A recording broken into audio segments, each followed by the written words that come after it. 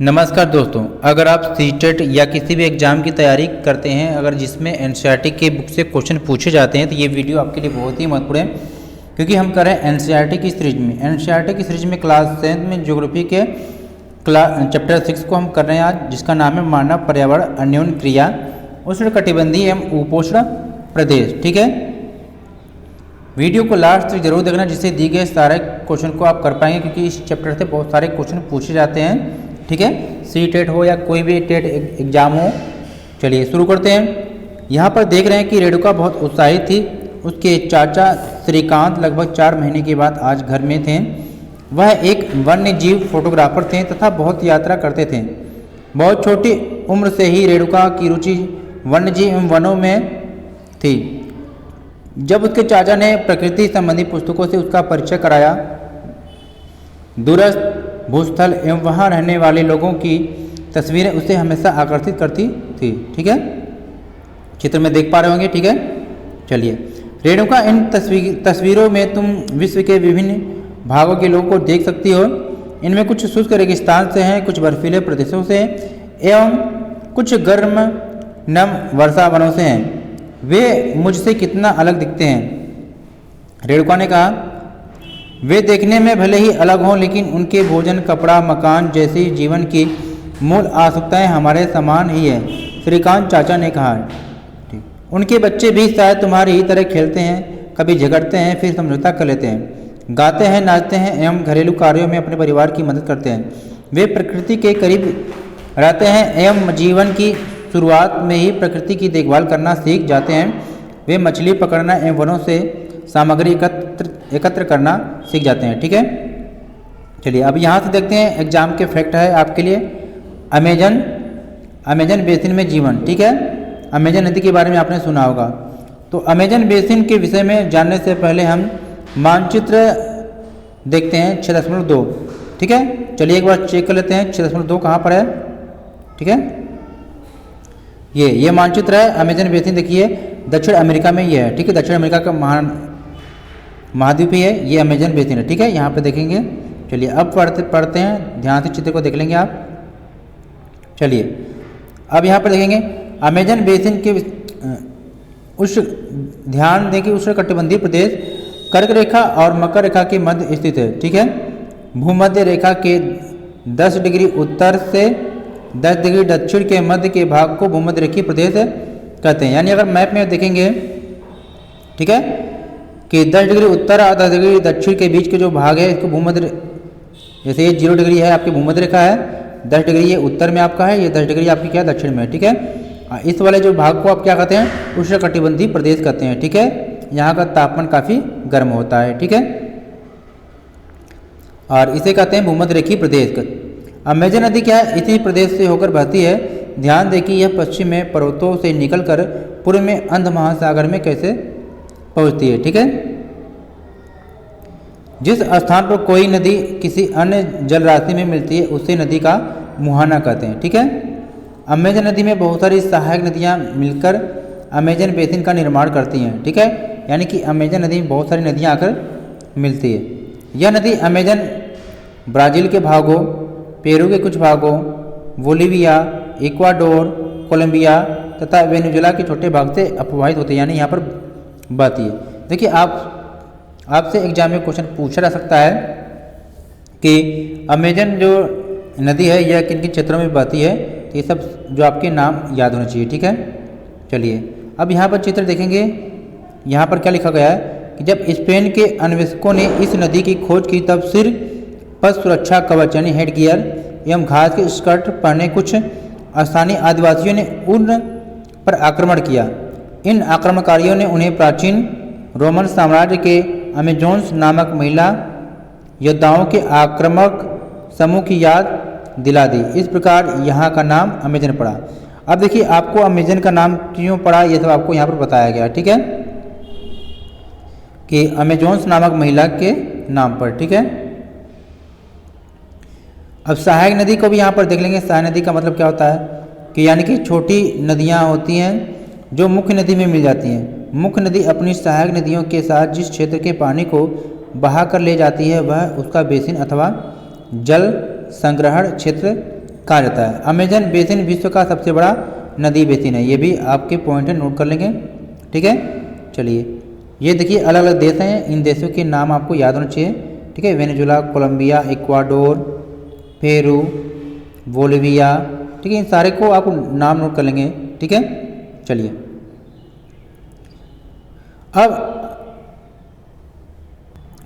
अब Amazon basin की जलवायु को आप देखेंगे। जैसा कि आप जानते हैं कि अमेजन बेसिन भूमध्य रेखा के आसपास फैला है और पूरे वर्ष यहाँ गर्म एवं नम जलवायु रहती है। यहाँ का मौसम दिन एवं रात दोनों ही समय लगभग समान रूप से गर्म एवं आर्द्र होता है तथा शरीर में चिपचिपाहट महसूस होती है। इस प्रदेश में लगभग प्रतिदिन वर्षा होती है और वह भी बिना किसी पूर्व चेतावनी के। दिन का तापमान उच्च एवं आर्द्रता अति उच्च होती है। रात के समय तापमान कम होता है लेकिन आर्द्रता वैसे ही बनी रहती है। वर्षावन देखेंगे।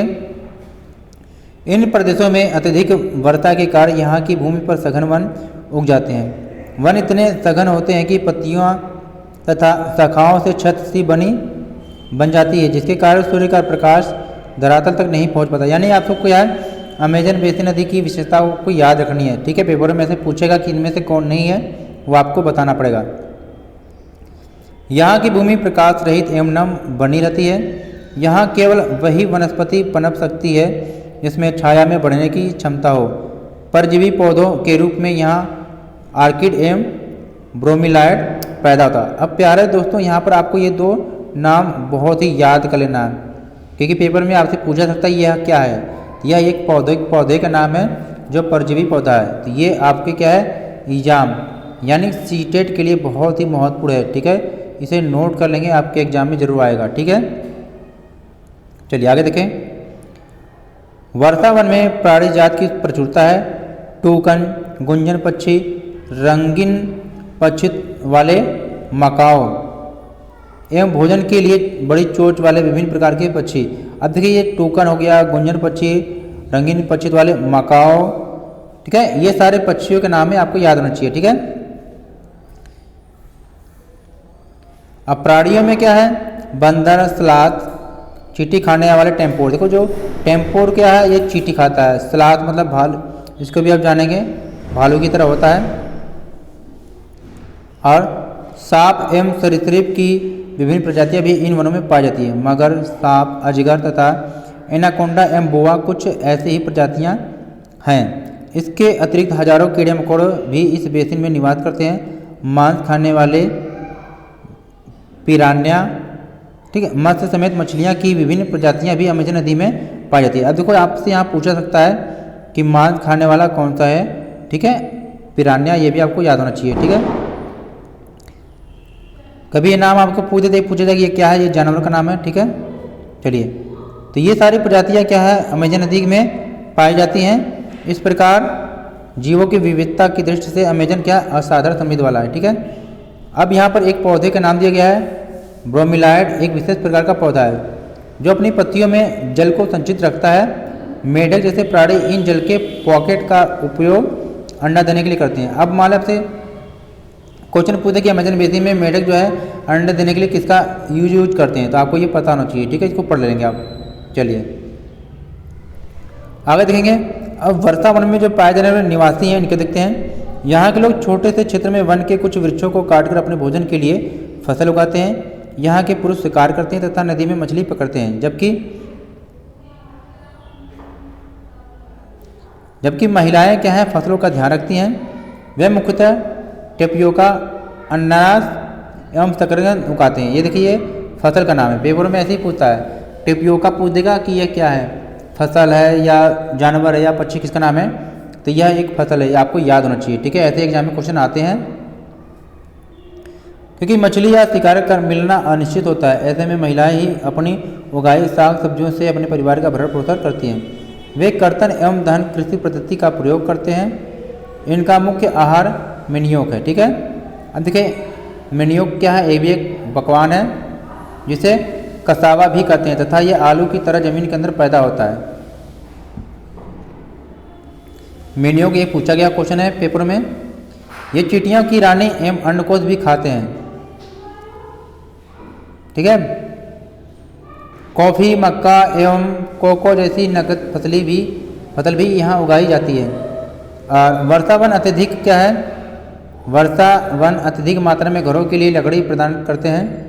कुछ परिवार मधुमक्खी के छत्ते के आकार वाले छप्पर के घरों में रहते हैं, जबकि कुछ लोग मलोका कहे जाने वाले बड़े अपार्टमेंट जैसे घरों में रहते हैं। देखिए पेपर में ये भी पूछा गया है, आया हुआ क्वेश्चन है प्रीवियस ईयर का, कि मलोका का मतलब क्या होता है। तो मलोका एक बड़े घरों की तरह अपार्टमेंट है, यानी कि घर है, ठीक है। तो इसको ध्यान में रखेंगे आप, जिनकी छत क्या है? तीव्र ढलान वाली होती है, ठीक है। आगे देखिए, अमेजन बेसिन के लोगों का जीवन धीरे धीरे बदल रहा है। पुराने समय में वन के अंदर पहुंचने के लिए नदी मार्ग ही एकमात्र उपाय था। 1970 में ट्रांस अमेजन महामार्ग बनने से वर्षा वन के सभी भागों तक पहुंचना असंभव हो गया, ठीक है। अनेक स्थानों पर पहुंचने के लिए हवाई जहाज़ों तथा हेलीकॉप्टरों का उपयोग किया जाता है। इस प्रक्रिया के फलस्वरूप वहां की मूल आबादी को उस क्षेत्र से बाहर निकलकर नए क्षेत्र में बसना पड़ा। वहां वे अपने पौराणिक तरीके से खेती करते रहे, ठीक है। अब यहाँ पर देखेंगे आप कि विकास की गतियों के कारण जैविक विविधता वाले वर्षा वन धीरे धीरे नष्ट हो रहे हैं। ऐसा अनुमान है कि प्रतिवर्ष अमेजन बेसिन के वर्षा वन का बड़ा भाग लुप्त होता जा रहा है। आप देख सकते हैं कि वर्षा वनों के लुप्त होने से व्यापक प्रभाव होता है। वर्षा के कारण मिट्टी की ऊपरी परत बह जाती है एवं सघन बंजर भूमि में बदल जाती है। चित्र में आप देख पा रहे होंगे कि पहले कितनी हरियाली थी, पेड़ पौधे थे, फिर जमीन कटती गई। अब यहाँ पर थोड़ा सा फैक्ट समझेंगे कर्तन एवं दहन के बारे में। क्या आता है? कर्तन एवं दहन की पद्धति में किसान पहले वृक्षों एवं झाड़ियों को काटकर भूमि साफ करते हैं, फिर इनको जलाया जाता है जिससे पोषक तत्व मिट्टी में मिल जाते हैं। इस साफ भूमि पर कुछ वर्षों तक फसल पैदा की जाती है या होती है। जमीन के इस टुकड़े के बार बार प्रयोग से मिट्टी में पोषक तत्वों का अभाव हो जाता है, इसलिए इस टुकड़े को छोड़ दिया जाता है। इसके बाद फसल उगाने के लिए किसी दूसरे स्थान को साफ किया जाता है। इस बीच पुराने खेतों में छोटे छोटे वृक्ष उग जाते हैं। इस प्रकार मिट्टी पुनः उपजाऊ बन जाती है। तब लोग इस भूमि के टुकड़े को पुनः छोड़ जाते हैं। यानी कि इस प्रकार की जो खेती होती है, कर्तन दहन का कई नाम है, ठीक है। कर्तन दहन, स्थानांतरित खेती, घुमंतु खेती, ठीक है, बहुत सारे नाम हैं। स्थानांतरित खेती, चलिए आगे देखते हैं। अब यहाँ पर गंगा ब्रह्मपुत्र के बेसिन को देखेंगे। अभी हम अमेजन बेसिन को पढ़े हैं, अब गंगा ब्रह्मपुत्र के बेसिन को पढ़ेंगे। गंगा एवं ब्रह्मपुत्र की सहायक नदियाँ मिलकर भारतीय उपमहाद्वीप में गंगा ब्रह्मपुत्र बेसिन का निर्माण करती हैं। यह कहाँ पड़ता है बेसिन? उपोष्ण में, यानी कि 10 डिग्री उत्तर से लेकर 30 डिग्री उत्तर अक्षांश के मध्य स्थित है, ठीक है। ये आपको नोट करना है। और घाघरा, सोन, चंबल, गंडक, कोसी जैसी ये गंगा की सहायक नदियाँ, ठीक है। एवं ब्रह्मपुत्र की सहायक नदियाँ, ब्रह्मपुत्र की भी सहायक नदियाँ इसमें प्रवाहित होती हैं। एटलस की सहायता से ब्रह्मपुत्र की कुछ सहायक नदियों के नाम आपको ढूंढना है, आप ढूंढ लेंगे, ठीक है। चलिए, गंगा एवं ब्रह्मपुत्र के मैदान, पर्वत एवं हिमालय के गिरिपात तथा सुंदरवन डेल्टा, ठीक है। सुंदरवन ये देखेंगे भारत है, और ये गंगा ब्रह्मपुत्र के द्वारा जो निर्माण किया गया जो ये बेसिन है, ठीक है, इसको आप देख लेंगे। दोस्तों एक चीज़ ध्यान देंगे, जो ब्रह्मपुत्र नदी है ये तिब्बत से निकलती है, ऐसे अरुणाचल प्रदेश से होते हुए क्या है, असम से होते हुए बंगाल में खाड़ी में मिल जाती है, ठीक है। आगे देखेंगे, इस बेसिन की मुख्य विशेषताएं हैं। मैदानी क्षेत्र में अनेक चाप झील पाई जाती हैं। यहाँ की जलवायु मुख्यतः मानसूनी है। मानसून में मध्य जून से मध्य सितंबर के बीच वर्षा होती है। ग्रीष्म ऋतु में गर्मी एवं शीत ऋतु में ठंड होती है, ठीक है। भारत का मानचित्र देखिए, उन राज्यों के नाम बताइए जहाँ गंगा ब्रह्मपुत्र बेसिन है, ठीक है। चलिए आगे देखते हैं।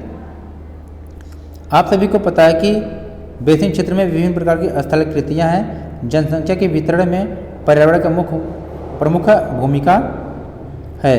तीव्र ढाल वाले पर्वतीय क्षेत्र बसने के लिए प्रतिकूल है, अतः गंगा ब्रह्मपुत्र बेसिन के पर्वतीय क्षेत्र में कम लोग रहते हैं। मानव प्रवास के लिए मैदानी क्षेत्र सबसे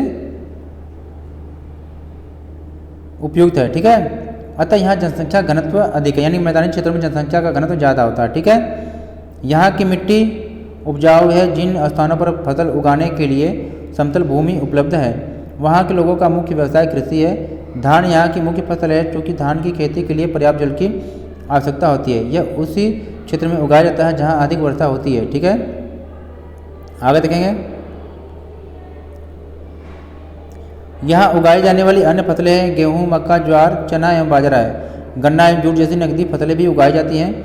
मैदान के कुछ क्षेत्रों में केले के बागान भी देखे जाते हैं। पश्चिमी बंगाल एवं असम में चाय के बागान मिलते हैं। बिहार एवं असम के कुछ भागों में सिल्क के कीड़ों का संवर्धन कर सिल्क का उत्पादन किया जाता है। मंद ढलान वाले पर्वतों एवं पहाड़ियों पर वेदिकाओं में फसल उगाई जाती है। ठीक है, विभिन्न भू आकृतियों के अनुसार वनस्पति में भी विभिन्नता पाई जाती है। गंगा ब्रह्मपुत्र के मैदानों में सागवान, साखू एवं पीपल के साथ उष्णकटिबंधीय पर्णपाती पेड़ भी पाए जाते हैं। ब्रह्मपुत्र के मैदानी क्षेत्रों में घने बांस के घने झुरमुट पाए जाते हैं। डेल्टा क्षेत्र मैंग्रोव वन से घिरा है। उत्तराखंड, सिक्किम एवं अरुणाचल प्रदेश की ठंडी जलवायु एवं तीव्र ढाल वाले भागों में चीड़, देवदार एवं फर जैसे शंकुधारी पेड़ पाए जाते हैं। ठीक है, अब यहाँ पर इसकी ध्यान देना, आपको क्वेश्चन आपके यहाँ से एग्जाम में पूछे जाते हैं। ये इंपॉर्टेंट है। क्या है? जनसंख्या घनत्व क्या है, यानी 1 वर्ग किलोमीटर क्षेत्र में रहने वाले लोगों की संख्या, यानी 1 वर्ग किलोमीटर क्षेत्र में रहने वाले लोगों की जो संख्या है उसे जनसंख्या घनत्व कहते हैं। उदाहरण के लिए देखेंगे, उत्तराखंड का जनसंख्या घनत्व कितना है? 189 है, जबकि पश्चिम बंगाल का क्या है? 1029 है, तथा बिहार का 1102। यानी कि सबसे ज़्यादा पूछा जाए किस राज्य का है, तो बिहार का, ये आपको पता होना चाहिए। ठीक है, एग्जाम में पूछा जाएगा तब करके आएंगे। ठीक है, चित्र में आप देख पा रहे होंगे धान की खेती हो रही है, असम में चाय के बागान है। ठीक है, अब यहाँ पर देखेंगे, ठीक है, कि बेसिन में विविध प्रकार के वन्य जीव पाए जाते हैं। हाथी, बाघ, हिरण एवं बंदर। ठीक है, एक सींग वाला जो गैंडा है ये ब्रह्मपुत्र के मैदानों में पाया जाता है। डेल्टा क्षेत्र में बंगाल टाइगर एवं मगरमच्छ पाए जाते हैं। नदी के साफ जल, झील एवं बंगाल की खाड़ी में प्रचुर मात्रा में जलीय जीव पाए जाते हैं। ठीक है, रोहू, कतला एवं हिल्सा मछलियों के नाम हैं, इनकी प्रजातियां हैं।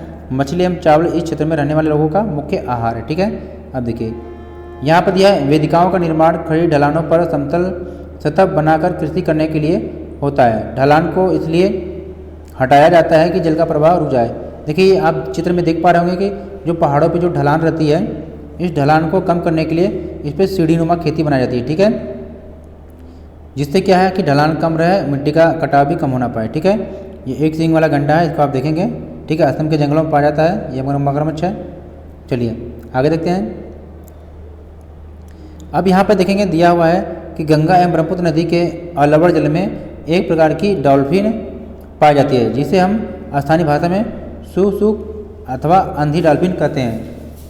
ठीक है, सुसु की उपस्थिति से जल की शुद्धता का पता चलता है। रसायन की अत्यधिक मात्रा वाले गैर उपचारित औद्योगिक एवं शहरी गंदगी इन प्रजातियों को नष्ट कर रहे हैं। ठीक है, चलिए यहाँ पर देखेंगे,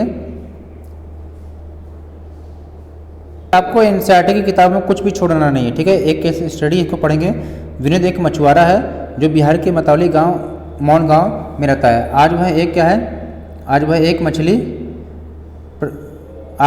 एक प्रसन्न व्यक्ति है। मछलियों की विभिन्न प्रजातियों को पालने के लिए उसने अपने साथी मछुआरा रविंद्र, किशोर, राजीव तथा अन्य के साथ मोन या चाप झील को साफ किया। झील में उगने वाले स्थानीय खरपतवार, देखिए स्थानीय खरपतवार का नाम क्या है, नाम याद रखेंगे।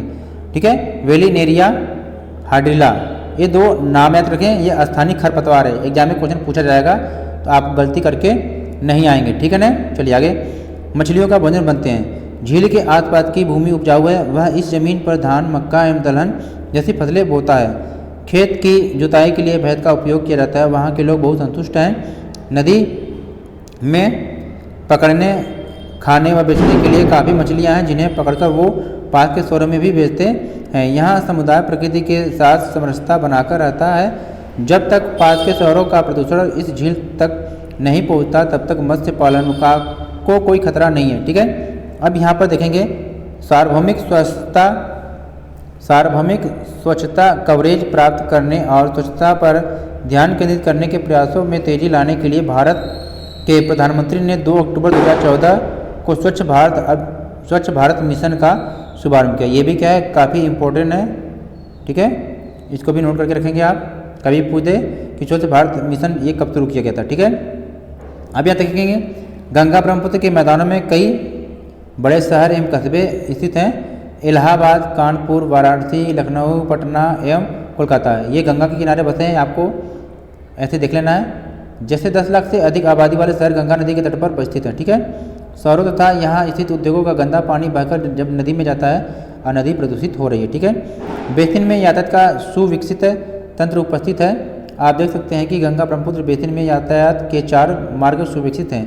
मैदानी इलाकों के लोग सड़क मार्ग एवं रेल मार्ग द्वारा एक स्थान से दूसरे स्थान पर तक जाते हैं। नदी के तटीय क्षेत्रों में जल मार्ग यातायात का प्रभावशाली माध्यम है। कोलकाता हुगली नदी पर स्थित है, एक महत्वपूर्ण पत्तन है। मैदानी क्षेत्र में कई बड़े हवाई पत्तन भी हैं, ठीक है। अब यहाँ पर गंगा नदी के संरक्षण के लिए नमामि गंगे कार्यक्रम शुरू किया गया है, ठीक है। अब देखिए यहाँ पर देखेंगे, पर्यटन इस बेसिन की एक महत्वपूर्ण क्रिया है। आगरा में यमुना किनारे यानी आगरा यमुना के किनारे स्थित है। अब इसमें क्या है, ताजमहल, इलाहाबाद में गंगा एवं यमुना नदी के संगम, उत्तर प्रदेश एवं बिहार में बौद्ध स्तूप, लखनऊ का इमामबाड़ा। देखिए पेपर में पूछा जा सकता है कि इमामबाड़ा कहाँ पर है, लखनऊ में है। बौद्ध स्तूप कहाँ, बिहार में है, ठीक है। फिर आपसे पूछा जा सकता है कि असम और काजीरंगा एवं मानस वन्य प्राणी अभ्यारण्य तथा अरुणाचल प्रदेश की विशिष्ट जनजातीय संस्कृतियाँ, ठीक है। ये कई दर्शनीय स्थल है, ठीक है। इन सबको आपको पढ़ना है। तो यहाँ पर हमने क्या है, चैप्टर नंबर 6 को कंप्लीट कर लिया, ठीक है। बहुत ही इंपॉर्टेंट चैप्टर है। प्लीज़ वीडियो को लाइक, शेयर और चैनल को सब्सक्राइब जरूर कर लेना और कमेंट करके जरूर बताना कि वीडियो आपको कैसी लगी और अगली वीडियो किस चैप्टर के आपको चाहिए जरूर बताएं। प्लीज़ वीडियो को लाइक, शेयर और चैनल को सब्सक्राइब कर लें। Thanks for watching.